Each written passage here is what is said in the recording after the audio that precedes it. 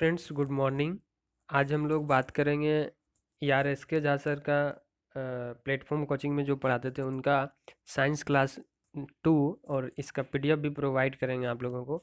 तो पहला क्लास हो चुका है, जो साथियों ने नहीं देखे हैं वो हमारे चैनल पे जाके और साइंस सीरीज 1 सेट 1 का नाम करके एक वीडियो होगा साइंस एनटीपीसी ग्रुप डी के लिए, तो वहाँ पे जाकर देख सकते हैं। आइए हम लोग ये दूसरा वीडियो में बात करते हैं। पर डे एक वीडियो आएगी साइंस की जिसमें 20 क्वेश्चन होंगे विथ पीडीएफ, और ये मटेरियल या एस के Jha sir Patna platform coaching में जो पढ़ाते थे उनका है।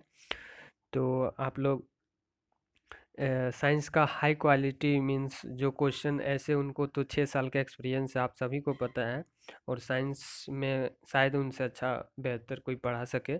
बहुत अच्छे पढ़ाते हैं। उन्हीं सर का जो 20 क्वेश्चन पढ़ाने में वो 1.5 घंटा लेते हैं, उन्हीं का पीडीएफ मैं आपको प्रोवाइड करता हूँ 15 से 16 मिनट में। एक 20 क्वेश्चन का सेट पर डे, ये 20 क्वेश्चन का सेट बनाइए, आप कॉपी में नोट करते जाइए या बनाइए। आपको मैं विश्वास दिलाता हूँ बहुत फ़ायदे होंगे, एग्ज़ाम में आप बहुत अच्छे से क्वेश्चन कर पाएंगे। आइए तो बिना लेट किए हम क्वेश्चन अब स्टार्ट करते हैं। नंबर 1, क्वेश्चन नंबर 1 से। क्वेश्चन नंबर 1 कहता है, थोड़ा जूम कर लेते हैं। क्वेश्चन नंबर 1 क्या क्या कहता है?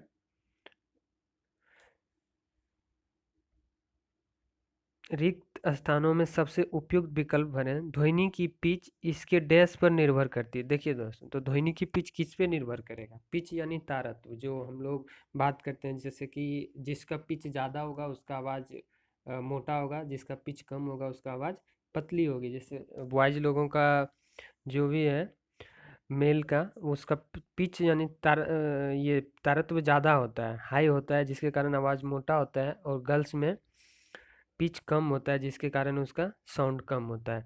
तो रिक्त स्थानों में ध्वनि की पिच इसके डैश पर निर्भर करती है। पिच रहेगा तो आवृत्ति पर निर्भर करेगा, पिच रहेगा तो आवृत्ति पर निर्भर करता है। इसमें दो तरह का क्वेश्चन आता है, ठीक है दोस्तों। एक आवृत्ति पिच रहेगा तो आवृत्ति पर निर्भर करेगा, और दूसरा फ्रीक्वेंसी रहेगा, फ्रीक्वेंसी रहेगा तो ये आयाम पे निर्भर करेगा, ठीक है दोस्तों। तो क्वेश्चन में, ध्वनि के क्वेश्चन में दो क्वेश्चन आते हैं। एक कि ध्वनि की पिच किस पे निर्भर करता है और फ्रीक्वेंसी किस पे निर्भर करता है। पिच यानी तारत्व, तारत्व आवृत्ति पे निर्भर करेगा, और फ्रीक्वेंसी ये आयाम पे निर्भर करेगा। तो क्वेश्चन 1 का आंसर ए हो जाएगा। ध्वनि की पिच इसके आवृत्ति पर निर्भर करती है। क्वेश्चन नंबर 2, क्वेश्चन नंबर 2 कहता है कि ध्वनि की तीव्रता इंटेंसिटी, देखिए आ गया, ध्वनि की तीव्रता इंटेंसिटी डैश पर निर्भर करती है। तो ध्वनि की तीव्रता जो है वो भी आयाम पे निर्भर करेगी। और ध्वनि की पिच किस पे निर्भर करेगी? पिच करेगी आवृत्ति पे, और तीव्रता, तीव्रता करेगी आयाम पे। पिच करेगी आवृत्ति पे, तीव्रता करेगी आयाम पे। तो क्वेश्चन नंबर 2 का आंसर हो जाएगा सी। ध्वनि की तीव्रता यानी इंटेंसिटी निर्भर करता है आयाम पे। क्वेश्चन नंबर 3 की ओर हम लोग चलते हैं। क्वेश्चन नंबर 3 कहता है स्थिर गति से जा रही खुली कार में बैठा एक बालक गेंद को हवा में सीधी ऊपर फेंकता है, तो गेंद गिरता है, कहाँ गिरेगा? एक स्थिर गति से, क्वेश्चन को समझिएगा, ये स्थिर गति लगा के क्वेश्चन को थोड़ा सा अच्छा बनाया गया है कि स्थिर गति से जा रही खुली कार में बैठा एक बालक, ये मान लीजिए कार है, ठीक है दोस्तों, ये कार है, इसमें एक बालक बैठा हुआ है, ये स्थिर गति से जा रहा है, और ये एक गेंद को यहाँ पे ऊपर फेंकता है, ठीक है। तो बोलता है कि वो गेंद कहाँ गिरेगा? उसके पीछे, उसके सामने, उसके हाथ में, उसके बगल में। तो स्थिर गति से जा रहे बालक यदि गेंद फेंकता है एक गेंद, तो ऊपर फेंकता है, तो गति धीरे एकदम स्लो है, ठीक है, गति स्लो है, तो फेंकेगा तो उसके हाथ में ही आके गिर जाएगा। यदि गति स्पीड रहता तो उसके पीछे गिरता, ठीक है दोस्तों। तो इस तरह का क्वेश्चन जब भी आए,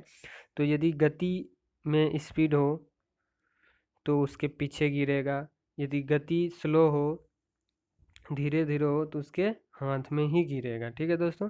तो क्वेश्चन 3 का आंसर सी हो जाएगा, उसके हाथ में। पीडीएफ में शायद 3 का बी दे दिया है, जो कि गलत है, बाय मिस्टेक हो गया है। 3 का आंसर सी होगा, आप लोग मैच ये कर लीजिएगा। क्वेश्चन नंबर 4, दो निकायों के बीच ऊष्मा की प्रवाह की दिशा निर्भर करती है। तो दो निकाय के बीच ऊष्मा की प्रवाह की दिशा निर्भर किस पे करेगी? दो निकाय है, ठीक है, मान लीजिए एक दो निकाय है, ऊष्मा की प्रवाह की दिशा किस पे निर्भर करती है?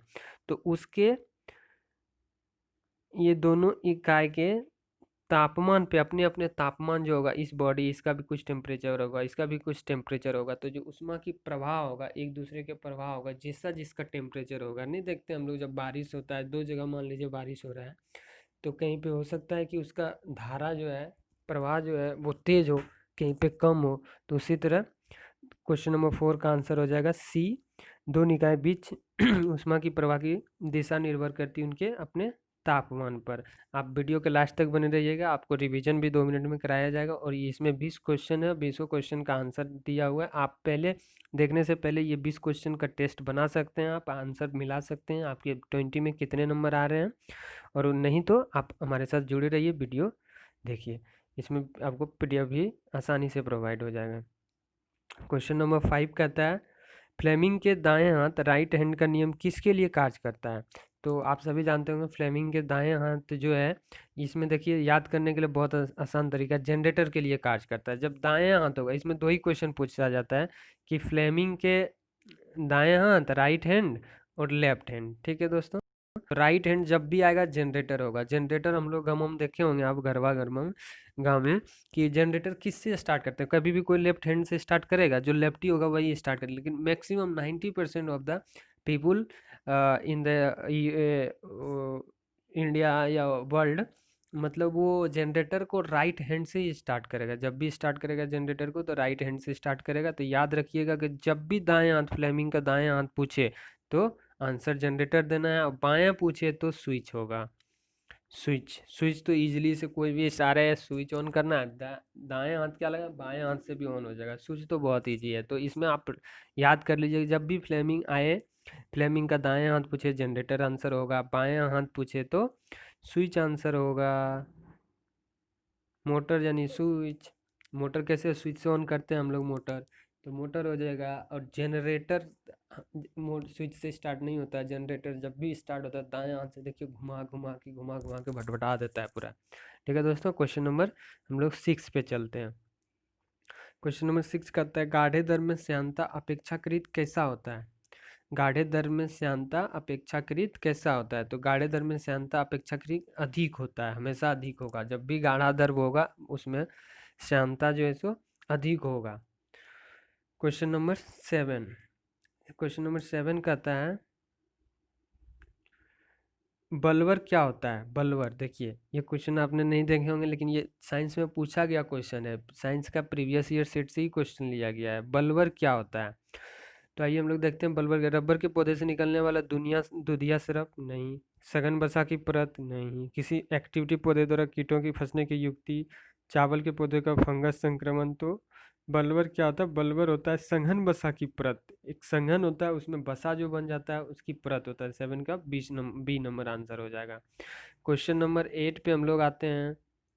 क्वेश्चन नंबर 1 कहता है, एक सरल लोलक द्वारा 20 पूर्ण दोलन में लगा समय 10 सेकेंड है, इसकी आवृत्ति का मान क्या होगा? तो आवृत्ति का मान पूछ रहा है, इसमें जितना सेकेंड में लगा होगा, जितना बार गया होगा उतना सेकेंड में लगा होगा, उससे उसको डिवाइड कर देंगे, पूरा हो जाएगा। एक बार में ये 2 सेकेंड जाएगा, क्योंकि एक बार जाएगा एक बार आएगा 1 सेकेंड में। ठीक है दोस्तों, तो 10 सेकेंड में ये बोलता है 1 सेकेंड में 2 बार आएगा जाएगा, तो बोलता है 10 सेकेंड में तो 20 बार आएगा जाएगा। तो इसको क्या है, एक सरल लोलक द्वारा 20 पूर्ण दोलन में लगा समय 10 सेकेंड, इसकी आवृत्ति फ्रीक्वेंसी पूछ रहा है। तो आवृत्ति क्या हो जाएगा, 20/10 बराबर 2 सेकेंड, आवृत्ति का सेकेंड होता है। तो इसका आंसर हो जाएगा बी नंबर। ठीक है। अब क्वेश्चन नंबर 9 कहता है, 9 क्या कहता है कि, क्वेश्चन नंबर 9 करता है, 10 सेकंड में 50 दोलन होता है, तो आवृत्ति क्या होगा? 10 सेकंड में 50 दोलन होता है, तो आवृत्ति इसका क्या हो जाएगा? तो फिर तो फ्रीक्वेंसी ही पूछ रहा है, फ्रीक्वेंसी बराबर क्या होता है, 50 जितना दोलन बटे 10। तो इसका आंसर हो जाएगा 9 का ए नंबर, 5 हर्ट्ज। क्वेश्चन नंबर 10 कहता है, दो क्रमिक शीर्षों के बीच की दूरी 10 सेंटीमीटर है। दो क्रमिक शीर्ष के बीच की दूरी दे दिया है ये दूरी 10 सेंटीमीटर है, तो तरंग दैर्ध्य का मान क्या होगा? तरंग दैर्ध्य निकालना है, तो तरंग दैर्ध्य निकालने के लिए हम लोग क्या करते हैं? सेंटीमीटर में दिया है, आंसर पूछ रहा है मीटर में, तो इसको सीधा सा 10 सेंटीमीटर को 100 से डिवाइड कर दो, बराबर 0.01 मीटर आ जाएगा। बस आंसर, इसमें बनाना ही कुछ नहीं था, बस मीटर में चेंज करना था। ठीक है दोस्तों, क्वेश्चन नंबर 10 का सी आंसर हो जाएगा। अब देखिए क्वेश्चन नंबर 11 पे आते हैं हम लोग। कहता है किण्वन क्रिया में कौन सी गैस उत्पन्न होती है? किण्वन क्रिया में कौन सी गैस उत्पन्न होती है? तो किण्वन क्रिया में कार्बन डाइऑक्साइड उत्पन्न होती है, इसको याद कीजिएगा। क्वेश्चन नंबर 11 का ए हो जाएगा आंसर, कार्बन डाइऑक्साइड उत्पन्न होगा किण्वन क्रिया में। क्वेश्चन नंबर 12, 12 में निम्नलिखित में से कौन सा एक मिश्रण नहीं है? मिश्रण, मिश्रण क्या बोले थे? मिश्रण का कोई फॉर्मूला नहीं होगा। मिश्रण क्या होता है? जैसे हवा में हवाओं का मिश्रण, हवा में गंदगी का मिश्रण, और यौगिक क्या होगा? मिश्रण यौगिक, यौगिक हो जाएगा जो एक मात्रा में मिलता और घुल जाए, घुलनशील हो, वो यौगिक होगा। जैसे कि नमक पानी का घोल हो गया, तुम शरबत हो गया, ये सब यौगिक हो गया। तो क्वेश्चन नंबर 12 का कहता है कि इनमें से कौन मिश्रण नहीं है? देखिए पीतल, पीतल में हम लोग जानते हैं क्या क्या मिला हुआ रहता है, दो चीज़ मिला हुआ रहता है, लेड और टीना। कांच है तो कांच में क्या मिला रहता है? प्लास्टिक और टीना। इस्पात है तो इस्पात भी मिश्रण है। इसमें से एक है ग्रेफाइट। क्वेश्चन नंबर 12 का एक ग्रेफाइट किसी का मिश्रण नहीं है। क्वेश्चन नंबर 13, निम्नलिखित में से यौगिक कौन सा है? तो यौगिक पूछ रहा है। आप देखिए यहाँ पे यौगिक पूछ रहा है कि यौगिक कौन सा है? यौगिक तो पारा क्या है? मिश्रण। शरबत क्या है? लिक्विड। वायु क्या है? मिश्रण। तो जिसका शरबत का कोई फॉर्मूला होता है क्या? मिश्रण हो गया। तो जिसमें कोई भी चीज़ मिला हुआ है वो मिश्रण हो। यहाँ पूछ रहा है यौगिक, तो अमोनिया एक यौगिक होगा। डी नंबर 13 का टिक। क्वेश्चन नंबर 14, फ्यूज तार की रेटिंग निर्धारण निम्नलिखित में से व्यक्त की जाती है। रेटिंग पूछ रहा है फ्यूज तार का, तो रेटिंग फ्यूज तार का डिपेंड करता है एम्पेयर पे। किलोवाट घंटा क्यों नहीं करेगा? किलोवाट घंटा तो एफिशिएंसी निकालने के लिए यूनिट होता है। वाट भी यूनिट है, ओम भी यूनिट है, एम्पेयर भी यूनिट है। वाट कहता है रेटिंग किस पे? तो धारा ही पे रेटिंग निर्धारित करेगा ना। अब वो देगा 20 वोल्ट का करंट तो वैसे ही पैसा लेगा, वो देगा 50 वोल्ट का करंट तो वैसा लेगा। 20 वोल्ट में कुछ जलेगा? बताओ तो तुम ही। 220 वोल्ट आता है, तो उस तरह से उसका रेटिंग निर्धारित होता है एम्पेयर पे। क्वेश्चन नंबर 15, वह तत्व जो न ऑक्सीकारक है और न अवकारक है का इलेक्ट्रॉनिक विन्यास क्या होगा? न ऑक्सीकारक है और न अवकारक है, इसका इलेक्ट्रॉनिक विन्यास पूछ रहा है, तो 1s2 2s2 2p6 हो जाएगा। आंसर नंबर 15 का ए नंबर। श्वसन क्या है? श्वसन क्या है पूछ रहा है, तो श्वसन एक उपचयन होता है। श्वसन एक उपचयन होता है। उपचयन और अपचयन होता है। तो श्वसन उपचयन ऐसे याद कीजिए, मतलब आप समझ लीजिए कि कोई भी चीज़ को पचाना, डाइजेस्ट करना, उसको अपचयन कहते हैं। तो कोई भी चीज़ को जो उपचयन यानी कि कुछ ज़्यादा मात्रा में वो डाइजेस्ट हो, हवा, हवा को ज़्यादा डाइजेस्ट करना पड़ता है क्या? बहुत कम ही। तो 16 का बी हो जाएगा इसका आंसर कि श्वसन क्या है? तो श्वसन एक उपचयन है। अब क्वेश्चन नंबर 17 पे आते हैं। बेकिंग पाउडर डैश और डैश का मिश्रण है। पूछ रहा है बेकिंग पाउडर डैश और डैश का मिश्रण है। किसका और किसका मिश्रण है बेकिंग पाउडर? तो baking powder sodium hydrogen carbonate और सल्फ्यूरिक अम्ल का मिश्रण है। सल्फ्यूरिक अम्ल इसमें दिया हुआ जिसमें कि पचाने का काम आता है। बेकिंग पाउडर देखते हैं खाने वाला सोडा बोलता है कि डाल देना चाहिए इसमें। तो इसका आंसर एक नंबर सोडियम हाइड्रोजन कार्बोनेट और सल्फ्यूरिक अम्ल हो जाएगा। क्वेश्चन नंबर 18 पे हम लोग आते हैं। क्वेश्चन नंबर 18 कहता है प्रजनक, प्रजनक वीडर रिएक्टर वह है जिसमें डैश होता है। क्या होता है? प्रजनक वीडर रिएक्टर वह है जो जिसमें विखंडनीय पदार्थ की जितनी खपत होती है उत्पादन उससे अधिक हो जाता है। प्रजनन बीडर का यही काम है, जो जितना ये उत्पन्न करेगा उससे ज़्यादा उसका ये खपत करेगा, उससे ज़्यादा उत्पादन हो जाएगा इसका। जैसे ही जितना खपत होगा, ये हो गया खपत, ये हो गया उत्पादन। यदि इतना खपत हुआ तो इतना उत्पादन कर देगा, उससे भी अधिक कर देगा। इसी को प्रजनन बीडर बोलते हैं। जैसे हम प्रजनन आए, जितना खपत होगा, जितना खाएंगे उससे ज़्यादा काम करेंगे, उत्पादन उससे अधिक हो जाएगा।